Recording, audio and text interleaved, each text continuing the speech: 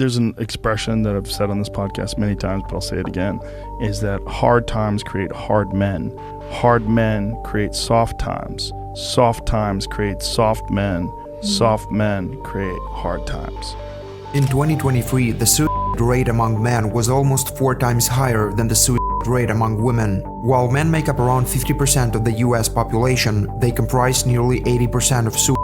Numerous studies show that men's testosterone levels have been declining for decades. The most well-known study, published in the Journal of Clinical Endocrinology and Metabolism, showed that testosterone levels in American men had decreased substantially since the 1980s, on average by 1% annually. For example, this shows that the testosterone levels of a 60-year-old man in 2004 were 17% lower than those of a 60-year-old in 1987. But what's happening to men all around the world, and why is this problem even more serious than it appears at first glance? So I looked into it and discovered a few possible causes. We'll examine them through the lens of Fight Club, a 25-year-old film that remains relevant today. So without further ado, let's have a look at how Fight Club depicts men's lives and the problems they face in the modern world.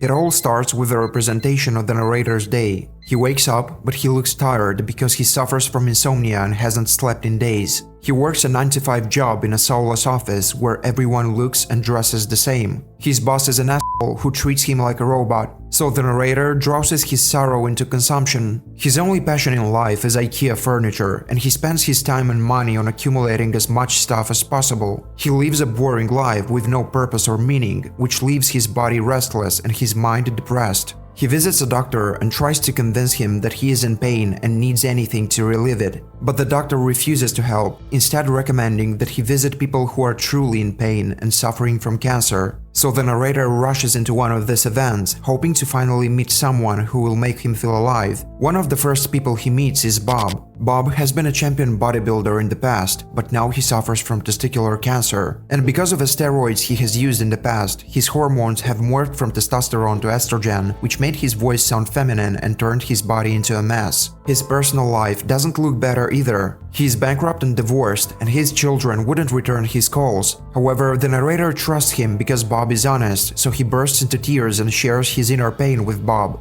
And so he became addicted to this kind of group session, where people who are in pain share their experiences with each other, where men can feel a connection they have never felt before. Because in the day-to-day rat race, people just care about being perceived as happy and successful, no one cares about each other's emotions, and only in times of sickness and despair are people able to connect on a deeper level. Anyway, the narrator's life doesn't change much until he gets to meet Tyler Durden on a plane. Tyler isn't looking and behaving like anyone else. He's handsome, confident, and full of energy. He's the complete opposite of the narrator. The man he always dreamed to be but couldn't. After the plane lands, Tyler drives off in a fancy sports car, and the narrator goes back to his regular life of a 9-to-5 job and collecting IKEA items, only to find out that his apartment blew up and the furniture collection has gone, along with all of his possessions.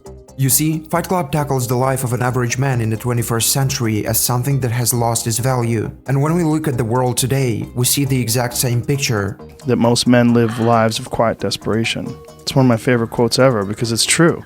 And I've been that guy. You're just in this world where you just can't wait to just run away. But why do most of the men live a life of quiet desperation? Well, it all starts in school, where boys are taught mostly by women. And while there is nothing wrong with that, the real problem starts when teachers begin to suppress that little boy, shout at him and tell him to sit quietly and shut up. Go to the calm down chair and sit. To stop bragging and showing off his masculinity and behave normally. Then, as the boy grows up, society tells him to be less aggressive and more docile in order to fit in. Go to the exact same place every single morning where he'll be told to sit still behind his desk and do the same repetitive tasks. Then get back home in the afternoon just to repeat the same process tomorrow. It is nearly impossible to create any sort of interhuman connection in this environment. So in a desperate need to form some sort of connection, men turn to consumption. Games, Tinder, and porn only cause their masculine energy to slowly leave the body, transforming men into empty vessels living a life of quiet desperation. In Fight Club, the solution to this problem is presented in an interesting way.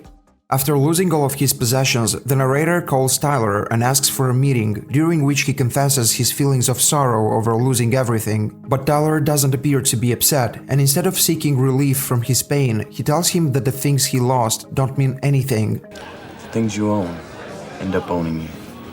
Tyler believes that the main problem with society is that it is trying to get men to become weak and obedient by trapping them in a never-ending cycle of comfort. Living in a fake world filled with fake pleasures makes him feel disgusted. We are consumers. We are byproducts of a lifestyle obsession. Murder, crime, poverty, these things don't concern me.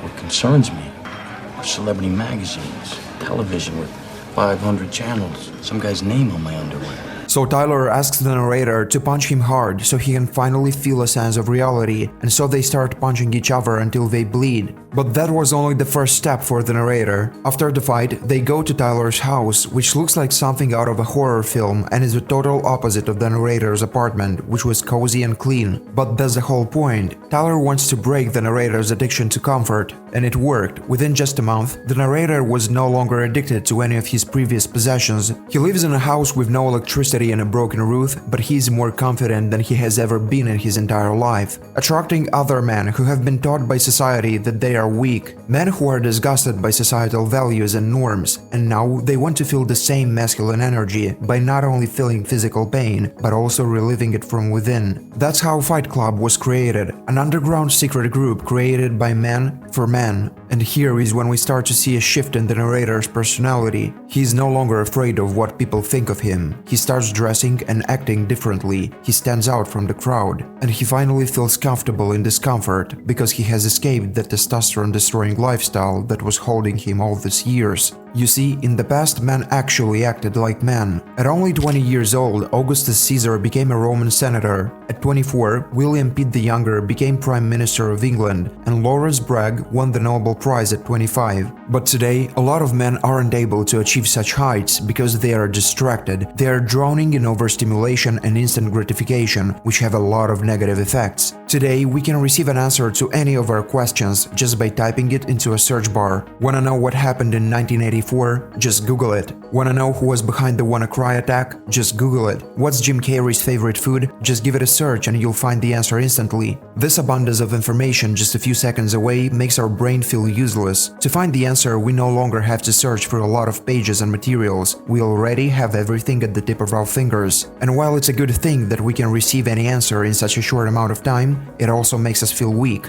In situations where we encounter a problem and can't immediately satisfy our needs, we become anxious and depressed because we didn't instantly get what we wanted. We've become so addicted to instant gratification that we are searching for it everywhere, even in relationships with other people. We become impatient when we don't receive an instant response to a request, and it makes us look selfish. A drop in concentration is another effect of instant gratification. For example, studying for an important exam wouldn't bring much joy into your life right away, but the results of that exam could decide your future life path. While studying, your mind begins to wander to thoughts of instant gratification, and you start seeking pleasure right away by grabbing your phone and scrolling on TikTok, ending up in an endless loop of distractions that have a direct impact on your long-term goal. Those who want to become a part of the club must go through a test that includes standing outside for 3 days with no food or shelter while being discouraged and told that they are not good enough. In order to pass the test, you should be strong. You should delay the gratification. Once the weak men were filtered out, everyone else was told to shave their heads, wear the same clothes, and perform hard manual labor, all while being told that they are not special or unique and that they are just the same decayed organic matter as everything else. And the results start to show up quickly. Shortly after he gets back home, the narrator learns from the news that his club was involved in massive acts of vandalism, meaning that the Fight Club idea became political, so the once repressed men are now seeking revenge on a much bigger scale.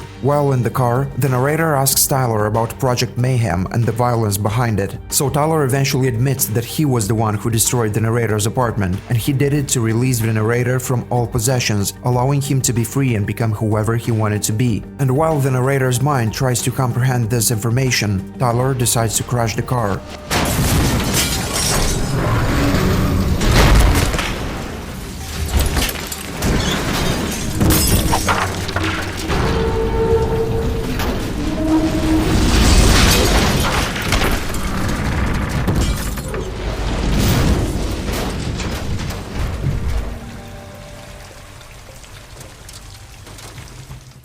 When the narrator wakes up after the crash, he comes back to Tyler's house, where he finds everyone working on something sinister. He also discovers that during one of the club's missions, Bob was shot dead, and that's when he understands that everything has gotten out of hand. The narrator then goes around the country in search of Tyler, only to realize that he is in fact Tyler, and the secret fight club is no longer a secret. Men all around the country have joined it and are now seeking vengeance for everything that modern society has done to them. You see, all this time Tyler was the masculine side of the narrator, the side that was constantly suppressed all these years and subjugated to be a 9-to-5 slave, to live in silence and comfort, to shut up and forget about his dreams and what he really wanted to be. After Tyler gets back to his house, he finally understands that all the work was for bomb making. It's now become clear to him what Fight Club and Project Mayhem actually are, a protest against modern values. Today, masculinity is under attack through the stigmatization of traditional male behaviors such as healthy aggression, competitiveness, and risk-taking.